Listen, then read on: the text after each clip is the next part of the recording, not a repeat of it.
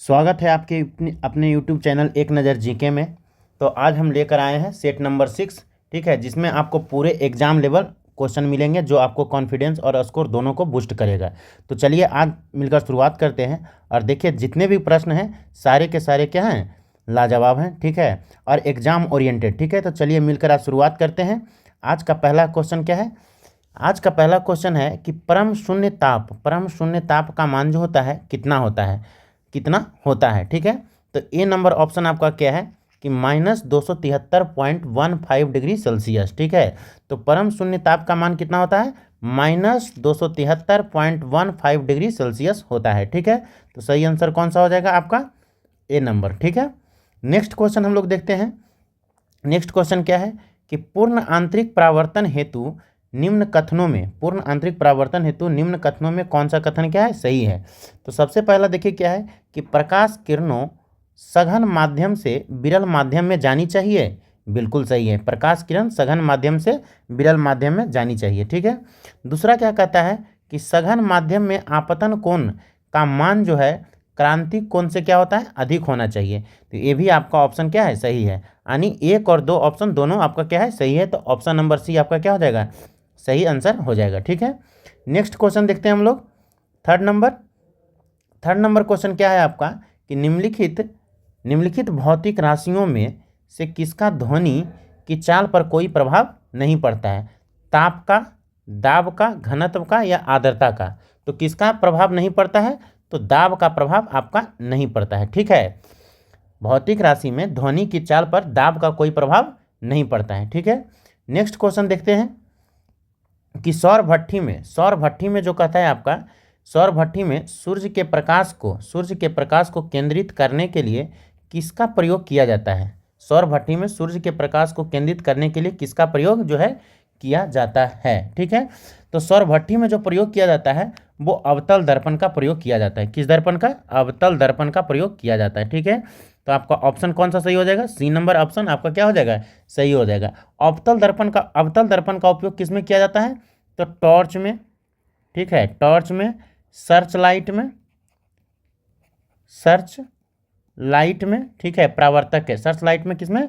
परावर्तक के रूप में, सर्च लाइट में आपका परावर्तक के रूप में किया जाता है, ठीक है। वाहनों के हेडलाइट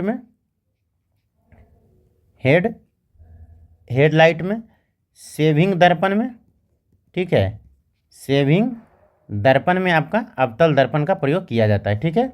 नेक्स्ट क्वेश्चन हम लोग आगे देखते हैं। 5th नंबर, अल्फा बीटा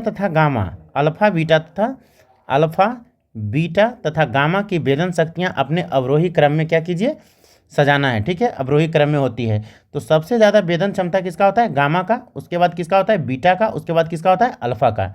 तो गामा, बीटा, अल्फा, यानी आपका ऑप्शन नंबर बी आपका क्या होगा, करेक्ट होगा। ऑप्शन नंबर बी आपका करेक्ट होगा, ठीक है। नेक्स्ट क्वेश्चन देखते हैं हम लोग 6th नंबर कि लोलक की आवर्तकाल किसके ऊपर निर्भर करता है, ठीक है। तो लोलक का जो द्रव्यमान होता है, लोलक का आवर्तकाल जो होता है किस पर? लंबाई के ऊपर निर्भर करता है। किस पर? लंबाई के ऊपर निर्भर करता है। लोलक की आवर्तकाल लंबाई तथा गुरुत्वीय त्वरण, ठीक है, लंबाई और गुरुत्वीय त्वरण पर क्या करता है, निर्भर करता है, ठीक है, निर्भर करता है। कैसे? तो सरल लोलक का आवर्तकाल का जो सूत्र होता है T बराबर 2π√L/g होता है, ठीक है। ये आपका फॉर्मूला है, ठीक है। तो 2π लेंथ पर और किस पे? गुरुत्वीय त्वरण पर निर्भर करता है, ठीक है। नेक्स्ट क्वेश्चन देखते हैं। एक वस्तु को उत्तल लेंस के अक्ष पर उसके फोकस F1 और प्रकाशीय केंद्र O के बीच स्थित एक बिंदु पर रखा जाता है तो निर्मित प्रतिबिंब कैसा होगा? तो ये जो प्रतिबिंब बनेगा उत्तल लेंस का जो प्रतिबिंब बनेगा कैसा बनेगा? आभासी और बड़ा बनेगा। कैसा बनेगा? आभासी और बड़ा बनता है। ऑप्शन नंबर सी आपका क्या हो जाएगा, करेक्ट हो जाएगा। ऑप्शन नंबर सी आपका क्या होगा, करेक्ट हो जाएगा, ठीक है। नेक्स्ट क्वेश्चन देखते हैं हम लोग। अच्छे अवशोषक अच्छे उत्सर्जक होते हैं। 8 नंबर क्वेश्चन क्या है कि अच्छे अवशोषक जो होते हैं अच्छे उत्सर्जक होते हैं। यह कथन निम्नलिखित में किस नियम से संबंधित है? तो यह जो नियम है आपका किरचॉफ लॉ कहलाता है। कौन सा? Option number A Kirchhoff law, ठीक है। ऑप्शन नंबर ए आपका क्या हो जाएगा, करेक्ट हो जाएगा। किरचॉफ्स लॉ कहलाता है, ठीक है, किरचॉफ्स का नियम, ठीक है। नेक्स्ट क्वेश्चन देखते हैं हम लोग। 9 नंबर, निम्नलिखित में कौन अपसारी विकास, निम्नलिखित में कौन जो है अपसारी विकास का उदाहरण है, अपसारी विकास का उदाहरण है। तो ये कौन सा है आपका, व्हेल और मानव के अग्रपाद की अस्थियां जो है अपसारी विकास का उदाहरण है। ठीक है, ऑप्शन नंबर बी आपका क्या हो जाएगा, करेक्ट हो जाएगा। ठीक है, नेक्स्ट क्वेश्चन देखते हैं कि स्कर्वी रोग किस विटामिन की कमी से होता है। स्कर्वी रोग, स्कर्वी रोग जो है किस विटामिन की कमी से होता है, तो ये आपका विटामिन सी की कमी से होता है। किस कमी से, विटामिन सी की कमी से। इसका लक्षण क्या है कि मसूड़ों से खून आना, मसूड़ों से खून आना, ठीक है, घाव का ठीक से न भरना, घाव जो है ठीक से नहीं भरना, विटामिन सी के कमी से होता है। ठीक है, नेक्स्ट क्वेश्चन हम लोग देखते हैं कि कौन सा हार्मोन बच्चे के जन्म, कौन सा हार्मोन जो है बच्चे के जन्म के दौरान गर्भाशय के संकुचन को क्या करता है, उत्तेजित करता है। तो कौन सा हार्मोन है, तो उस हार्मोन का नाम क्या है आपका, ऑक्सीटोसिन हार्मोन है। कौन सा हार्मोन है, ऑक्सीटोसिन हार्मोन। ये नंबर आपका ऑप्शन क्या हो जाएगा, सही हो जाएगा, करेक्ट। ठीक है, नेक्स्ट क्वेश्चन देखते हैं कि खुरदरी अंतर प्रद्रव्य जालिका, खुरदरी रफ ईआर यानी रफ इंडोप्लाज्मिक रेटिकुलम का कार्य क्या है। तो रफ इंडोप्लाज्मिक रेटिकुलम का कार्य क्या है आपका, प्रोटीन का संश्लेषण करना। क्या कार्य है, प्रोटीन का संश्लेषण करना। ऑप्शन नंबर बी आपका क्या हो जाएगा, करेक्ट हो जाएगा कि रफ इंडोप्लाज्मिक रेटिकुलम का काम क्या है, प्रोटीन का संश्लेषण करना। ठीक है, नेक्स्ट क्वेश्चन देखते हैं आगे। देखिए एक आपका है नी कैप, तो नी कैप सूची 1 को सूची 2 से मिलाना है। नी कैप किससे संबंधित है, तो नी कैप जो है आपका पटेला से संबंधित है। किससे संबंधित है, तो पटेला से संबंधित है। कॉलर बोन की बात करें तो कॉलर बोन क्या होता है, क्लेविकल होता है। क्या होता है, क्लेविकल होता है। कंधे की अस्थि की बात करें तो ये आपका स्केपुला होता है। क्या होता है, स्केपुला। और ब्रेस्ट बोन की बात करें तो अस्टर्नम होता है। ठीक है, तो 1 का 4 हो जाएगा, 1 का 3, 4 नहीं बल्कि 3, 1 का होगा 3, ठीक है, 2 का हो जाएगा आपका 4 और 3 का हो जाएगा 2 यानी बी नंबर, और 4 का हो जाएगा 1 नंबर। ठीक है, 3 4 2 1। नेक्स्ट क्वेश्चन की तरफ आगे बढ़ते हैं। देखिए केंद्रक और यूकैरियोटिक, केंद्रक जो होता है, केंद्रक यूकैरियोटिक कोशिका में पाया जाने वाला प्रमुख कोशिकांग है। कुछ कोशिकाओं में वयस्क अवस्था में केंद्रक नहीं पाया जाता। निम्न में कौन ऐसी कोशिका है, तो ये जो होता है आपका लाल रुधिराणु होता है। लाल रुधिराणु जिसको क्या कहते हैं, आरबीसी, आरबीसी लाल रुधिर कोशिकाएं, इरिथ्रोसाइट, या इसको क्या बोलते हैं, इरिथ्रोसाइट, इरिथ्रोसाइट भी बोलते हैं। ठीक है, नेक्स्ट क्वेश्चन हम लोग आगे देखते हैं।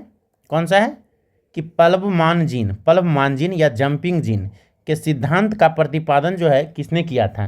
तो ये जो है जंपिंग जीन का सिद्धांत किसने किया था, बारबरा मैक्लिनटॉक ने किया था। ऑप्शन नंबर सी आपका क्या हो जाएगा, करेक्ट हो जाएगा कि बारबरा मैक्लिनटॉक होता है। ठीक है, नेक्स्ट क्वेश्चन देखते हैं कि रक्त कैंसर के इलाज के लिए, रक्त कैंसर के इलाज में किस तत्व का प्रयोग किया जाता है। तो रक्त कैंसर के इलाज में किस तत्व का, कोबाल्ट 60 का प्रयोग किया जाता है। किस तत्व का, कोबाल्ट 60 का। ऑप्शन नंबर बी आपका क्या हो जाएगा, करेक्ट हो जाएगा। ठीक है, सोडियम अगर 24 की बात करें तो सोडियम 24 जो होता है रक्त के थक्के का पता लगाने में, रक्त थक्का पता लगाने में, रक्त थक्का पता लगाने में। ठीक है, वही अगर बात करें आर्सेनिक 74 का तो ये जो है आपका ट्यूमरस, ट्यूमरस की पहचानने में, ट्यूमरस की पहचान में। ठीक है, नेक्स्ट क्वेश्चन हम लोग आगे देखते हैं 70 नंबर। खनिज युक्त, खनिज युक्त जो है जल में मृदा विहीन पादप संवर्धन को किस नाम से जाना जाता है। तो इसको किस नाम से जानते हैं, खनिज जल में मृदा विहीन पादप संवर्धन को, तो इसको कहते हैं क्या, हाइड्रोपोनिक्स, हाइड्रोपोनिक्स यानी जल में मृदा विहीन पादप। एरोपोनिक्स को किसको कहते हैं, तो हवा में पौधे को उगाना, हवा या नमी युक्त वातावरण में मृदा के बिना, मृदा हवा में पौधे को उगाना। सीधे लिखिए, हवा में पौधों को उगाना, हवा में पौधों को उगाना। ठीक है, हर्पेटोलॉजी की बात, हर्पेटोलॉजी किसको कहते हैं, तो हर्पेटोलॉजी, हर्पेटोलॉजी होता है तो हर्पेटोलॉजी में किसका अध्ययन है, उभयचर या सरीसृपों का अध्ययन, सरीसृपों का अध्ययन। ठीक है, सरीसृपों का अध्ययन। पेडोलॉजी की बात करें तो ये मृदा का अध्ययन कहलाता है। क्या कहलाता है? मृदा का अध्ययन कहलाता है। मृदा का अध्ययन कहलाता है। ठीक है, नेक्स्ट क्वेश्चन आगे बढ़ते हैं। ऋग्वेद में वर्णित, ऋग्वेद में जो है वर्णित 10 राजाओं का युद्ध किस नदी के तट पर हुआ था? तो ये जो है किस नदी के तट पर हुआ था? तो ये आपका परुष्णी नदी के तट पर हुआ था। किस नदी के तट पर हुआ था? तो परुष्णी नदी के तट पर हुआ था। ऋग्वेद के 7वें मंडल में 10 राजाओं का जो उल्लेख है 7वें मंडल में है। किसमें है? 7वें मंडल में। यह जो युद्ध लड़ा गया था किस नदी के तट पर? परुष्णी। और परुष्णी को क्या कहते हैं? रावी। परुष्णी को रावी, विपाशा को व्यास कहते हैं। शतरुदी की बात करें तो शतरुदी को आधुनिक नाम क्या है? सतलज है। और अस्किनी किसको बोलते हैं? तो आपको चिनाब को बोलते हैं। ठीक है, नेक्स्ट क्वेश्चन आगे देखते हैं। पुष्यमित्र शुंग ने मौर्य वंश के अंतिम शासक की हत्या कर शुंग वंश की स्थापना की। वह अंतिम मौर्य शासक कौन था? वह अंतिम मौर्य शासक कौन था? तो आपका बृहदत्त था। कौन था? बृहदत्त। सही आंसर कौन सा हो जाएगा? बी नंबर, बृहदत्त था। ठीक है, नेक्स्ट क्वेश्चन देखते हैं कि किस गवर्नर जनरल के द्वारा बंगाल में सती विनियमित अधिनियम 1829 लाया गया था? ठीक है, तो ये जो है आपका विलियम बेंटिक के कार्यकाल में। किसके कार्यकाल में? तो विलियम बेंटिक के कार्यकाल में। आपका ऑप्शन नंबर सी क्या होगा? करेक्ट होगा, विलियम बेंटिक के कार्यकाल में। ठीक है, और ये जो होता है सती, तो किसके सहयोग से लाया गया था? तो ये जान लेते हैं किसके सहयोग से? तो राजा राम मोहन राय के सहयोग से। किसके सहयोग से? राजा राम मोहन राय के सहयोग से। ठीक है, नेक्स्ट क्वेश्चन अब हम लोग आगे देखते हैं कि टीपू सुल्तान की मृत्यु के बाद मैसूर, टीपू सुल्तान की मृत्यु के बाद मैसूर में किस वंश की स्थापना की गई थी? तो जो है टीपू सुल्तान का जब मृत्यु हुआ था तब मैसूर में किस वंश का शासक था? बडियार वंश का शासक था। बडियार वंश का शासक था। ठीक है, बडियार वंश। बडियार वंश के कृष्णराज तृतीय को, किसको? कृष्णराज तृतीय को मैसूर का राजा बनाया गया था। मैसूर का राजा बनाया गया था। ठीक है, मैसूर का राजा बनाया गया था। ठीक है, नेक्स्ट क्वेश्चन आगे देखते हैं।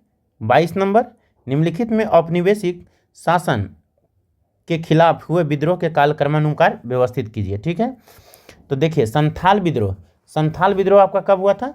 तो संथाल विद्रोह जो हुआ था आपका 1855-56 में हुआ था। कब हुआ था संथाल विद्रोह? 1855-56 में हुआ था। वही अगर पहाड़िया विद्रोह की बात करें तो ये आपका 1772 से 82 में हुआ था। ठीक है, बेल्लौर में सिपाही विद्रोह की बात करें तो ये बेल्लौर में सिपाही विद्रोह कब हुआ था? आपका 1806 में हुआ था। कोल विद्रोह की बात करें तो कोल विद्रोह जो हुआ था आपका 1831-32 में हुआ था। तो कौन सा आंसर सही होगा आपका? 2, 3, 4, 1। ठीक है, 2, 3, 4, 1। ऑप्शन नंबर डी आपका क्या होगा? करेक्ट होगा। ठीक है, नेक्स्ट क्वेश्चन हम लोग आगे देखते हैं। महात्मा गांधी तथा भीमराव अंबेडकर के बीच पूना पैक्ट पर हस्ताक्षर किस तिथि को हुआ था? तो ये जो है पूना पैक्ट पर जो हस्ताक्षर हुआ था किसके बीच हुआ था? महात्मा गांधी के बीच और अंबेडकर के बीच हुआ था। ये कब हुआ था? 29 दिसंबर 1931 को हुआ था। कब हुआ था?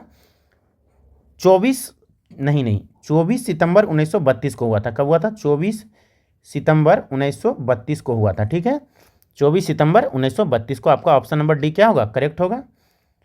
आप लोग कमेंट जरूर कीजिएगा। ठीक है, आप लोग कमेंट नहीं करते हैं। ठीक है, नेक्स्ट क्वेश्चन देखते हैं। All India trade union Congress AITUC के प्रथम अध्यक्ष किसे नियुक्त किया गया था? तो all India trade union Congress के प्रथम अध्यक्ष कौन थे? लाला लाजपत राय थे। ठीक, कौन थे? लाला लाजपत राय थे। ठीक है, तथा इसका महासचिव कौन था? ये जान लीजिए कि इसका महासचिव कौन थे प्रथम? तो महासचिव जो थे आपका चमन लाल थे, दीवान चमन लाल थे। दीवान चमन लाल थे। ठीक है, नेक्स्ट क्वेश्चन देखते हैं।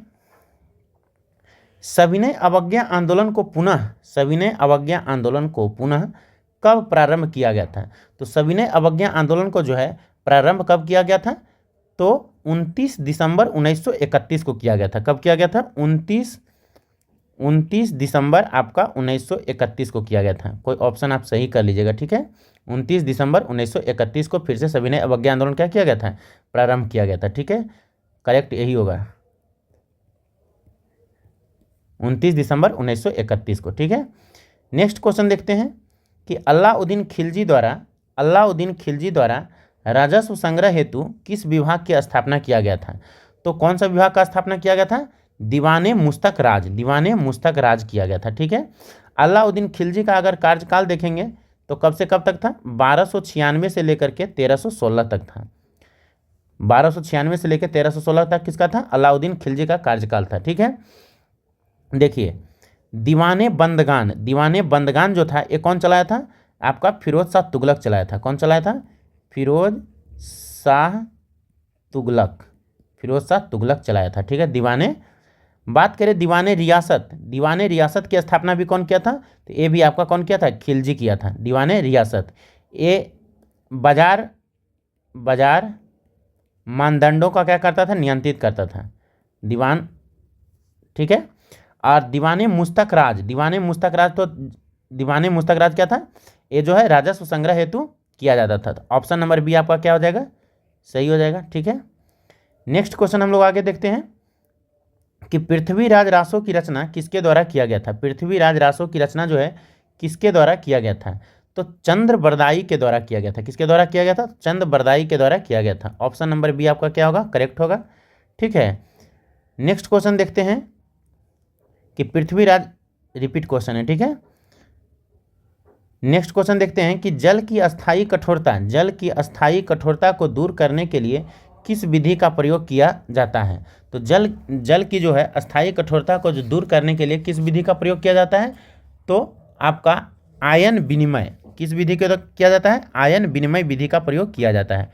ऑप्शन नंबर बी आपका क्या होगा? करेक्ट हो जाएगा। ठीक है, नेक्स्ट क्वेश्चन देखते हैं कि निम्न कथनों में कौन सा एक सही नहीं है? ठीक है, विरंजक चूर्ण शुष्क बुझे चूने पर क्लोरीन की क्रिया द्वारा तैयार किया जाता है। ये आपका सही है। ये रासायनिक उद्योगों में एक ऑक्सीकारक के रूप में जो है कार्य करता है। ये भी आपका क्या है? सही है। विरंजक चूर्ण हल्के लाल रंग का पाउडर होता है। विरंजक चूर्ण जो होता है कैसा कहता है? क्या कि हल्के लाल रंग का। ये आपका गलत है। विरंजक चूर्ण जो होता है आपका कैसा, किस रंग का होता है? हल्के पीले रंग का पाउडर होता है। किस रंग का? हल्के पीले रंग का पाउडर होता है। ठीक है, तो ऑप्शन पकड़ा गया आपका कौन सा? ऑप्शन नंबर सी आपका क्या हो जाएगा? करेक्ट हो जाएगा। क्योंकि क्या पूछ रहा था कि एक सही नहीं है। ठीक है, तो आपका सी नंबर ऑप्शन सही नहीं है। विरंजक चूर्ण का उपयोग पेयजल और विसंक्रमित करने के लिए किया जाता है। ये भी आपका ऑप्शन क्या है? सही है। ठीक है, नेक्स्ट क्वेश्चन हम लोग आगे देखते हैं 30 नंबर कि निम्न में से किसे वुड अल्कोहल के रूप में भी जाना जाता है? वुड अल्कोहल, तो वुड अल्कोहल किसको कहते हैं? तो ये आपको मेथेनॉल को कहते हैं। किसको कहते हैं? मेथेनॉल को क्या कहते हैं? वुड अल्कोहल या वुड स्प्रिट के भी नाम से जाना जाता है। ठीक है, मेथेनॉल को। इसका जो सूत्र होता है CH3OH होता है। ठीक है, ये सबसे सरल अल्कोहल कहलाता है। ठीक है, मेथेनॉल को। नेक्स्ट क्वेश्चन देखते हैं, निम्न में से बोरेक्स का सही संगठन कौन सा है? बोरेक्स का जो है सही संगठन कौन है? तो बोरेक्स का जो सही संगठन होता है कौन सा होता है? देखिए बोरेक्स का फार्मूला क्या होता है ये जान लीजिए। ये जान लीजिएगा तो याद हो जाएगा। Na2B4O7 10H2O। ठीक है, तो Na से क्या हो गया? आपका सोडियम हो जाएगा। ठीक है, सोडियम हो जाएगा। B से क्या होगा? बोरॉन हो जाएगा। और O से क्या होगा? ऑक्सीजन। और H2O से हाइड्रोजन। ठीक है, तो सोडियम, बोरॉन, ऑक्सीजन और हाइड्रोजन होगा। ऑप्शन नंबर बी आपका क्या हो जाएगा? करेक्ट हो जाएगा। Na2B4O7 10H2O। ठीक है, नेक्स्ट क्वेश्चन देखते हैं कि टेफ्लॉन जो है निम्नलिखित में से किस एकलक का बहुलक है? टेफ्लॉन, तो टेफ्लॉन जो है किसका बहुलक है? टेट्राफ्लोरोएथिलीन का बहुलक है। टेफ्लॉन किसका है? टेट्राफ्लोरोएथिलीन का जो है आपका बहुलक है। ठीक है, नेक्स्ट क्वेश्चन देखते हैं, लिथियम, सोडियम, बेरिलियम और ऑक्सीजन की परमाणु त्रिज्या का सही क्रम क्या है? तो सबसे ज़्यादा जो इसमें है आपका किसका है? सोडियम का है। उससे कम किसका है? लिथियम का है। उससे बेरियम का है। और उससे कम किसका है? बेरिलियम का। उससे ऑक्सीजन का। ठीक है, तो ऑप्शन नंबर आपका कौन सा हो जाएगा सही? आपका डी नंबर। ठीक है, सोडियम, लिथियम, बेरिलियम और ऑक्सीजन। ऑप्शन नंबर डी आपका क्या होगा? करेक्ट होगा। ठीक है, नेक्स्ट क्वेश्चन देखते हैं 34 नंबर, एक से अधिक ठोस रूपांतरण में ठोस के अस्तित्व को किस रूप में जाना जाता है। ठीक है, तो ये जो है किस रूप में जानते हैं इसको, एक से अधिक ठोस रूपांतरण में ठोस के अस्तित्व को। तो एक जो कहलाता है बहुरूपता कहलाता है। क्या कहलाता है? बहुरूपता कहलाता है। ऑप्शन नंबर बी आपका क्या होगा? करेक्ट होगा। 35 नंबर देखते हैं कि एल्किन का हाइड्रोजनीकरण, एल्किन का जो है, एल्किन का हाइड्रोजनीकरण किसकी उपस्थिति में किया जा सकता है? तो एल्किन का जो हाइड्रोजनीकरण है किसके उपस्थिति में? निकल के उपस्थिति में। किसके उपस्थिति में? निकेल की उपस्थिति में किया जाता है। ठीक है, नेक्स्ट क्वेश्चन देखते हैं हम लोग 36 नंबर कि एशिया प्रशांत सहयोग, एशिया प्रशांत आर्थिक सहयोग एपेक शिखर सम्मेलन 2024 जो है कहाँ हुआ था? तो एपेक का जो है शिखर सम्मेलन 2024 कहाँ हुआ था? तो ये आपका पेरू में हुआ था। कहाँ हुआ था? पेरू में हुआ था। ठीक है, करेक्ट कौन सा हो जाएगा? ए नंबर, पेरू में। ठीक है, नेक्स्ट क्वेश्चन देखते हैं कि भारत के किस राज्य में जो है विश्व की सबसे लंबी डबल लेन टनल का उद्घाटन प्रधानमंत्री द्वारा किया गया है? डबल लेन टनल, तो ये जो है आपका कहाँ किया गया है? ये जो है आपका प्रधानमंत्री द्वारा कहाँ किया गया है? तो यह है आपका, ये जो है 37 नहीं है।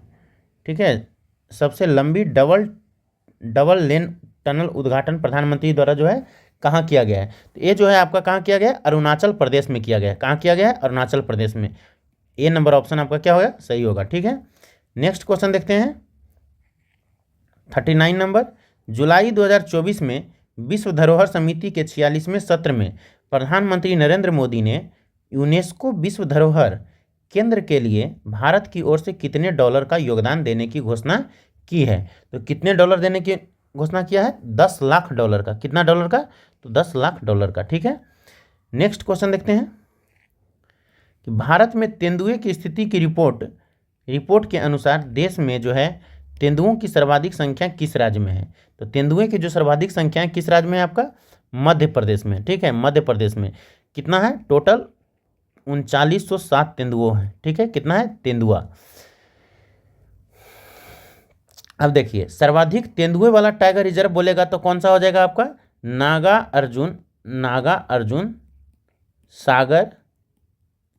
अर्जुन सागर श्री सैलम, ये आपका कहाँ है? तो आंध्र प्रदेश में है। कहाँ है? तो आंध्र प्रदेश में है। ठीक है, नेक्स्ट क्वेश्चन देखते हैं, भारत नवीकरणीय ऊर्जा स्थापित क्षमता में विश्व में कौन सा स्थान पर है? तो नवीकरणीय ऊर्जा में जो है विश्व में आपका चौथा स्थान पे है। किस स्थान पे है? तो चौथा स्थान पे। ऑप्शन नंबर सी आपका क्या होगा? राइट होगा। नेक्स्ट क्वेश्चन देखते हैं 42 नंबर कि हाल ही में रिपोर्ट्स विदाउट बॉर्डर आरएसएफ द्वारा जारी नवीनतम विश्व प्रेस स्वतंत्रता सूचकांक में भारत 180 देशों में किस स्थान पे है? तो जो है 180 देशों में किस स्थान पर है? 159 स्थान पे। कितने स्थान पे है? 159 स्थान पे। ठीक है, नेक्स्ट क्वेश्चन देखते हैं कि भारतीय अंतरिक्ष अनुसंधान संगठन इसरो ने देश का पहला एनालॉग स्पेस मिशन की शुरुआत किस राज्य या केंद्र शासित प्रदेश में किया गया है? तो ये जो है किस केंद्र शासित प्रदेश में किया गया है?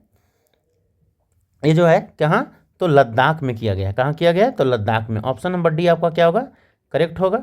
ठीक है, नेक्स्ट क्वेश्चन देखते हैं हम लोग आगे कि विश्व रेबीज दिवस क्या है? कि विश्व रेबीज दिवस कब मनाया जाता है? तो विश्व रेबीज दिवस कब मनाया जाता है? 28 सितंबर को मनाया जाता है। ऑप्शन नंबर ए क्या होगा आपका?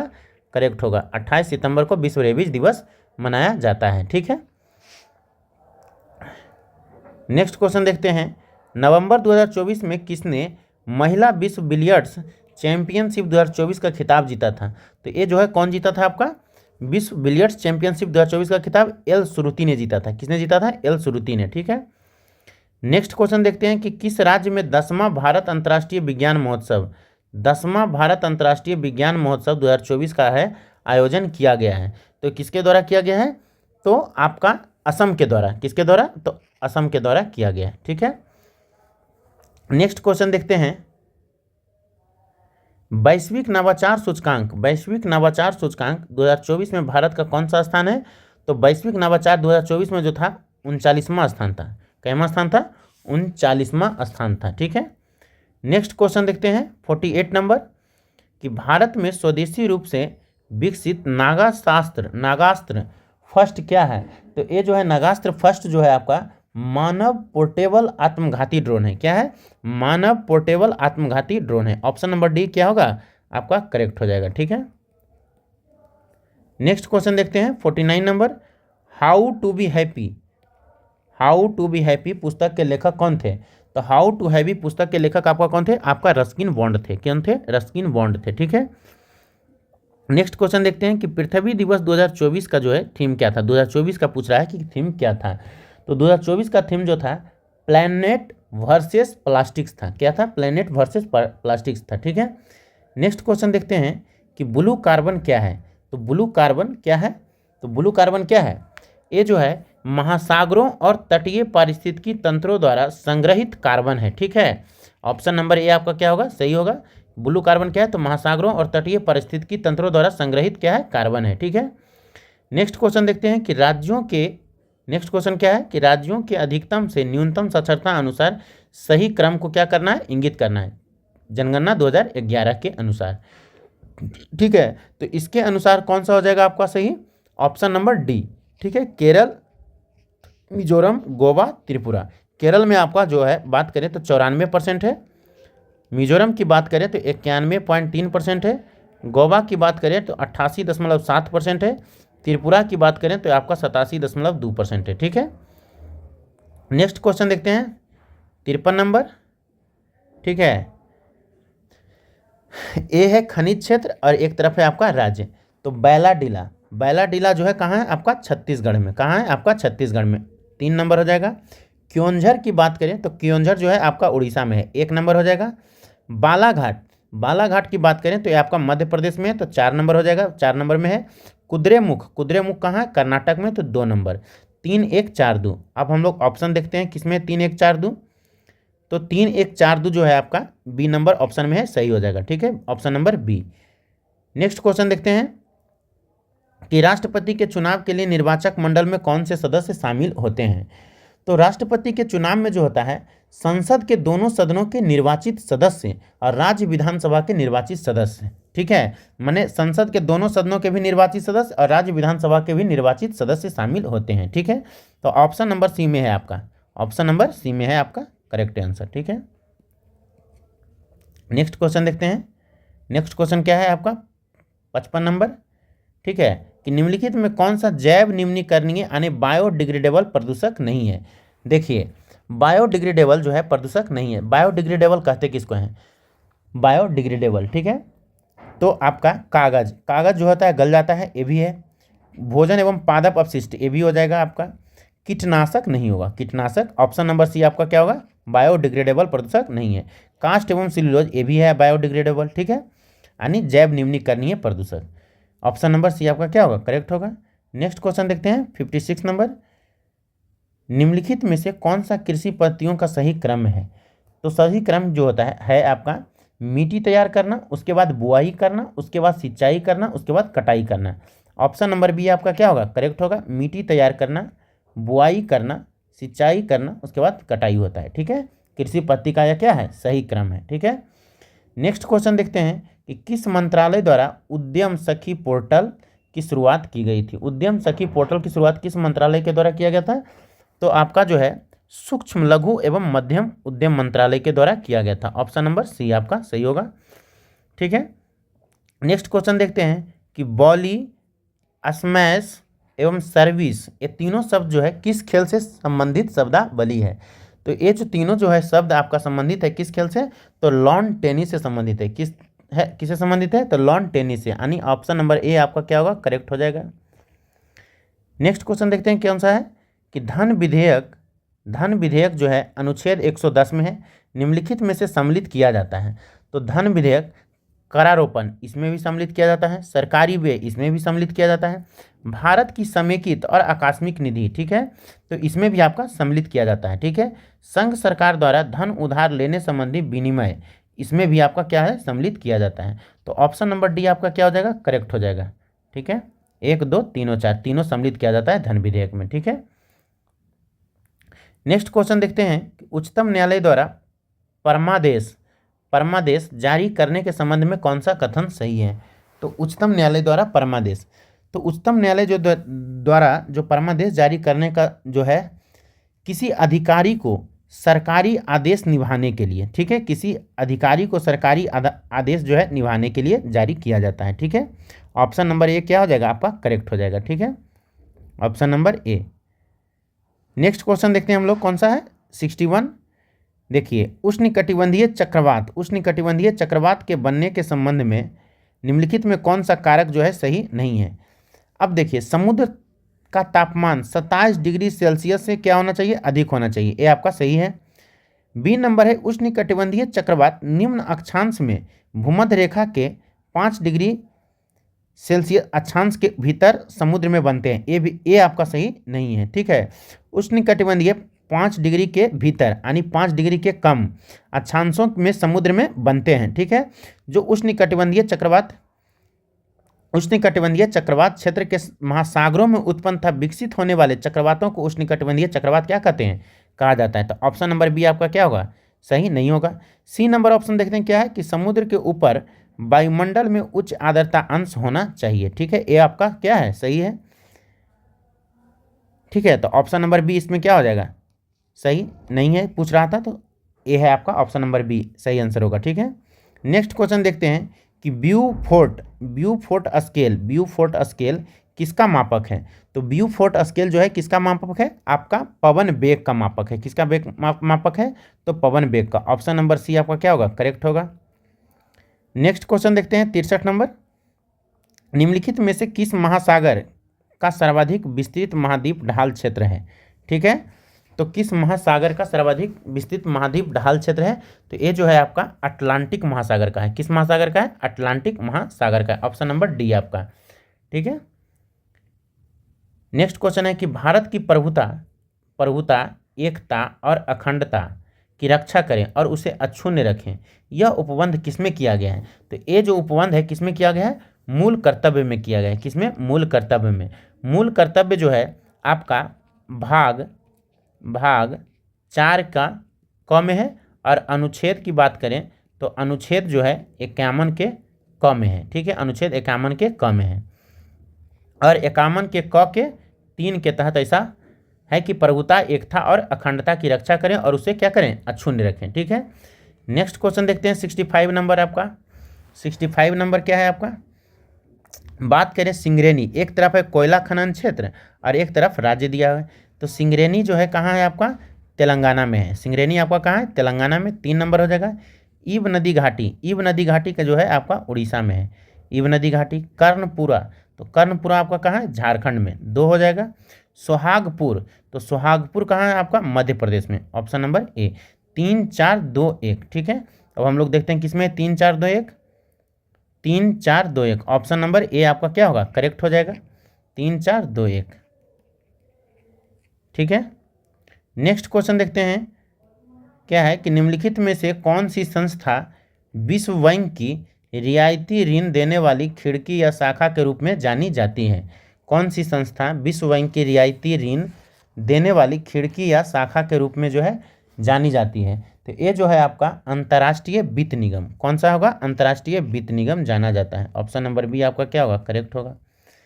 नेक्स्ट क्वेश्चन देखते हैं 67 नंबर कि क्वार्टजाइट किसका कयांत्रित रूप है। क्वार्टजाइट जो है किसका कयांत्रित रूप है। तो क्वार्टजाइट जो है बलुआ पत्थर का कयांत्रित रूप है। किसका है, बलुआ पत्थर का कयांत्रित रूप है। ऑप्शन नंबर बी आपका क्या होगा, करेक्ट होगा। नेक्स्ट क्वेश्चन देखते हैं निम्नलिखित में से कौन सा पंचशील का सिद्धांत नहीं है। तो पंचशील का सिद्धांत नहीं है।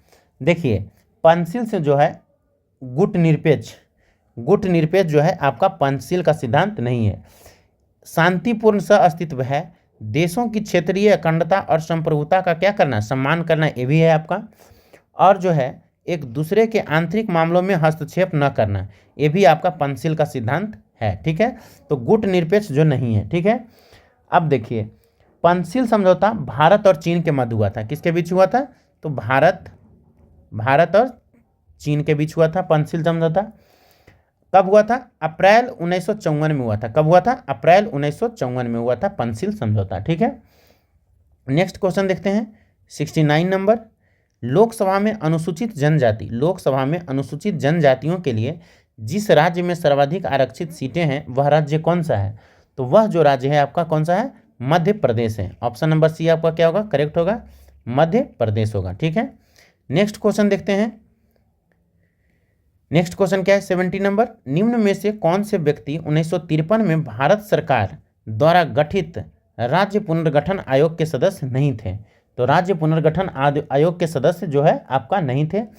तो आपका हृदयनाथ कुंजरू बिल्कुल थे राज्य पुनर्गठन आयोग के, फजल अली भी थे, के.एम. पनिकर थे, तेज बहादुर सप्रू आपका नहीं थे। ठीक है, तो आपका ऑप्शन नंबर क्या हो जाएगा, डी आपका सही हो जाएगा। ठीक है, राज्य पुनर्गठन आयोग का बात करें कि गठन कब हुआ था, तो आपका दिसंबर 1953 में। कब हुआ था, तो दिसंबर 1953 में इसका गठन हुआ था। रिपोर्ट जो है कब दिया था, रिपोर्ट जो है आपका कब दिया था, तो दिसंबर 1955 में दिया था। रिपोर्ट दिया था दिसंबर 1955 में दिया था। ठीक है,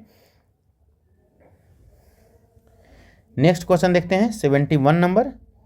ठीक है, अब देखिए, शांति एक तरफ है पुरस्कार, एक तरफ है संबंधित क्षेत्र। शांति स्वरूप भटनागर पुरस्कार किस क्षेत्र में दिया जाता है, तो ये आपका विज्ञान के क्षेत्र में दिया जाता है। मान बुकर पुरस्कार, मान बुकर पुरस्कार आपका साहित्य के क्षेत्र में दिया जाता है। ग्रैमी पुरस्कार की बात करें तो ग्रैमी पुरस्कार आपका संगीत के क्षेत्र में दिया जाता है। ठीक है, एमी अवार्ड की बात करें तो ये टेलीविजन के क्षेत्र में दिया जाता है। माने शांति स्वरूप विज्ञान, मान बुकर साहित्य, ग्रैमी पुरस्कार टेलीविजन और एमी अवार्ड संगीत के क्षेत्र में दिया जाता है। ठीक है, नेक्स्ट क्वेश्चन देखते हैं 72 नंबर, निम्नलिखित में से अमेरिकी देश, कौन सी अमेरिकी देश ओपेक का अंग सदस्य नहीं है। तो जो ओपेक का सदस्य जो नहीं है, ठीक है, सबसे पहले जानिए कि ओपेक का स्थापना कब हुआ था। तो ओपेक का स्थापना जो हुआ था, ओपेक का स्थापना जो हुआ था, ओपेक का स्थापना कब हुआ था, इस्टेब्लिश किया था, तो सितंबर 1960 के दशक में, 1960 में इराक के बगदाद में हुआ था। देखिए, ओपेक का जो है स्थापना कब हुआ था, तो 1960 में। ठीक है, तो जो है इसका जो सदस्य है वेनेजुएला ओपेक का संस्थापक सदस्य है। ठीक है, क्या कहता है कि ओपेक का अंग या सदस्य है, तो वेनेजुएला हो जाएगा। ठीक है, ऑप्शन नंबर डी आपका क्या हो जाएगा, सही हो जाएगा। ठीक है, नेक्स्ट क्वेश्चन देखते हैं 73 नंबर, यदि एक दी हुई समयावधि में कीमतें तथा मौद्रिक आय दोनों दुगनी हो जाए तो वास्तविक आय क्या होगा।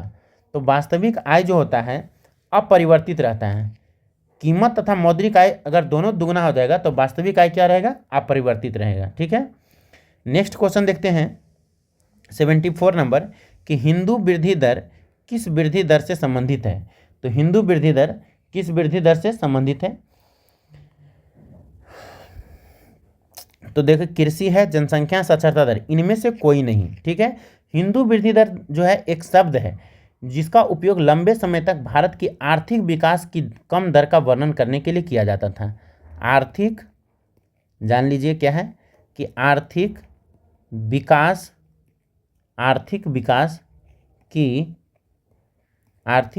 की कम दर का वर्णन है। क्या है, आर्थिक विकास की कम दर का वर्णन है। ठीक है, तो ऑप्शन नंबर डी हो जाएगा। नेक्स्ट क्वेश्चन देखते हैं 75 नंबर और आज का लास्ट क्वेश्चन, कि निम्नलिखित में से कौन एक तृतीयक क्षेत्र क्रियाकलाप के अंतर्गत आता है। तो तृतीयक क्रियाकलाप क्षेत्र के जो अंतर्गत आता है वानिकी है, विनिर्माण है, कृषि है और विपणन है। तो ये जो है तृतीयक क्षेत्र के अंतर्गत कौन आता है, विपणन आता है। कौन आता है, तो विपणन आता है। ठीक है, इसके अंतर्गत जो होता है पदार्थों का जो है, विपणन के अंतर्गत पदार्थों का संग्रह, ठीक है, संग्रह, भंडारण, प्रसंस्करण, परिवहन, होटल, संचार, पैकेजिंग इत्यादि किया जाता है। ठीक है, कृषि और वानिकी जो है, कृषि और वानिकी की बात करें, कृषि और वानिकी ये जो है आपका प्राथमिक क्षेत्र में है। कृषि और वानिकी जो है आपका प्राथमिक क्षेत्र में आता है, जबकि विनिर्माण की अगर हम बात करें तो विनिर्माण जो है द्वितीयक में आता है। किस में आता है, तो विनिर्माण आपका द्वितीयक में आता है। ठीक है, मिलते हैं आप लोग से नेक्स्ट वीडियो में। तब तक आप लोग जो भी चैनल पे नए होंगे वो लाइक, शेयर और सब्सक्राइब जरूर कीजिएगा। थैंक यू, जय हिंद, जय भारत। ठीक है, जय हिंद, जय भारत।